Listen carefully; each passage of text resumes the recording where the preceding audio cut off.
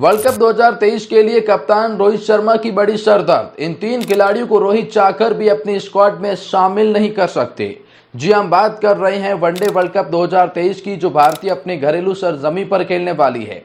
वैसे भारतीय cricket team को लेकर कई ज्यादा माथापच्ची कप्तान रोहित शर्मा करते रहते हैं, क्योंकि जैसा आपने देखा वेस्टइंडीज के खिलाफ न तो कोई स्क्वाड में वो संतुलन नजर आया, न ही वो प्लेइंग 11 नजर आई। लेकिन अब वनडे वर्ल्ड कप 2023 के लिए टीम इंडिया की स्क्वाड के ऐलान में माथापच्ची बढ़ चुकी है और कुछ प्रमुख दिग्गज खिलाड़ियों की वापसी से इन तीन खिलाड़ियों का पत्ता कट रहा है, जिसे कप्तान रोहित शर्मा चाहकर भी अपने स्क्वाड में शामिल नहीं कर पाएंगे। जी, हम बात कर रहे हैं कुछ ऐसे खिलाड़ी की जो लगातार टीम इंडिया के लिए खेलते आ रहे हैं, जो मैच विनर खिलाड़ी है, जिन्हें अपनी स्क्वाड तो क्या प्लेइंग 11 में भी कुछ लोग रखना चाहते हैं। लेकिन अब रोहित शर्मा उन खिलाड़ियों को चाहकर भी अपनी 15 सदस्यीय स्क्वाड में शामिल नहीं कर पाएंगे, या दूसरी भाषा में कहें तो ये प्रमुख तीन दिग्गज खिलाड़ी वर्ल्ड कप की स्क्वाड से बाहर हो चुके हैं। चलिए आइए आपको बताते हैं उन तीन खिलाड़ियों के बारे में इस एक खास रिपोर्ट में। लेकिन आगे बढ़ने से पहले हम आपकी एक छोटी सी राय जानना चाहते हैं। वनडे वर्ल्ड कप में बतौर विकेटकीपर बल्लेबाज आपकी पसंद क्या रहेगी? आपकी क्या राय है? कमेंट में जरूर बताइएगा। लेकिन चलिए जानते हैं पहले उन तीन खिलाड़ियों के बारे में। तो जी हाँ, वर्ल्ड कप को लेकर अब माहौल गर्म होने लगा है। माहौल इसीलिए भी गर्म है क्योंकि टीम इंडिया की स्क्वाड को लेकर अब भी माथापच्ची गर्म है। अब भी पता नहीं कौन सा कब खिलाड़ी कहां उतर जाएगा, और ये देखने में बड़ा दिलचस्प होता है कि जब प्रमुख और दिग्गज खिलाड़ी वापसी करेंगे तो फिर कुछ ऐसे खिलाड़ी जो अब आप लगातार खिला रहे थे उन्हें आप बाहर बैठाएंगे, फिर आप उन्हें चाहकर भी अपनी टीम में शामिल नहीं कर पाएंगे। हम ऐसे ही आपको तीन खिलाड़ियों के बारे में बताने वाले हैं। चलो एक एक करके आपको बताते हैं तीनों खिलाड़ियों के बारे में। इस लिस्ट में सबसे पहला नाम हम देते हैं और वो आता है संजू सैमसन का। सवाल यह है कि संजू सैमसन भला वर्ल्ड कप की स्क्वाड में नजर क्यों नहीं आने वाले हैं? वो ऐसा इसीलिए भी है क्योंकि संजू सैमसन भारत के प्रथम चॉइस के तौर पर विकेटकीपर बल्लेबाज नहीं है। अगर आप ध्यान से समझेंगे तो भारत के प्रथम विकेटकीपर बल्लेबाज की चॉइस के तौर पर ऋषभ पंत है, लेकिन ऋषभ पंत अवेलेबल नहीं तो टीम इंडिया केएल राहुल की तरफ देखेगी। केएल राहुल जो कि एशिया कप में वापसी कर लेंगे और उसके बाद ऑस्ट्रेलिया और फिर वर्ल्ड कप में भी आपको प्रथम चॉइस के तौर पर खेलते हुए नजर आएंगे। तो इसका मतलब ये हो गया कि अगर आप विकेटकीपर बल्लेबाज के तौर पर केएल राहुल को देखते हैं तो सवाल यह है कि उनका बैकअप भी तो होगा, क्योंकि राहुल इंजरी से बहुत जूझते हैं।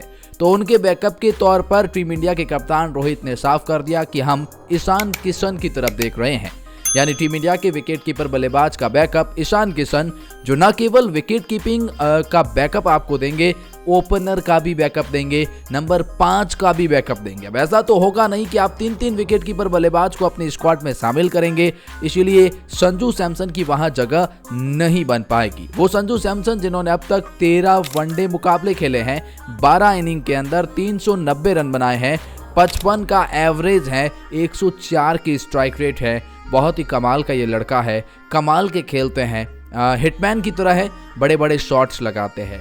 लेकिन जी हाँ, आप इस बात को आपको स्वीकार करना होगा कि अगर जो केएल राहुल अनफिट रहते हैं तो इनकी जगह बन पाएगी।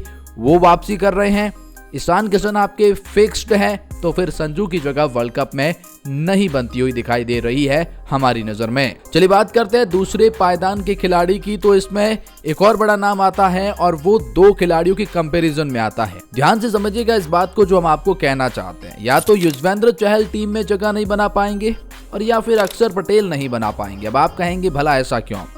ध्यान से समझेंगे तो टीम इंडिया के ऑलराउंड पैकेज में रविंद्र जडेजा आपके पास पहले से ही होंगे।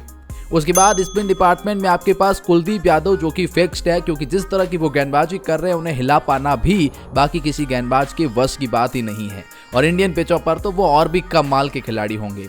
तो सवाल ये उठता है कि एक और तीसरा स्पिनर आप देखते हैं, प्रॉपर स्पिनर के साथ में जाएंगे तो यूजी चहल का नाम आएगा, जिन्होंने 72 वनडे मुकाबले खेले हैं और उनकी जो विकेट टेकिंग एबिलिटी है वो कमाल की है। 72 वनडे मुकाबलों में उन्होंने 121 विकेट चटकाए हैं, इकोनॉमी इनकी 5 के आसपास की है। तो कमाल के खिलाड़ी हैं, बतौर गेंदबाज, प्रॉपर स्पिनर, अच्छे दिखते हैं।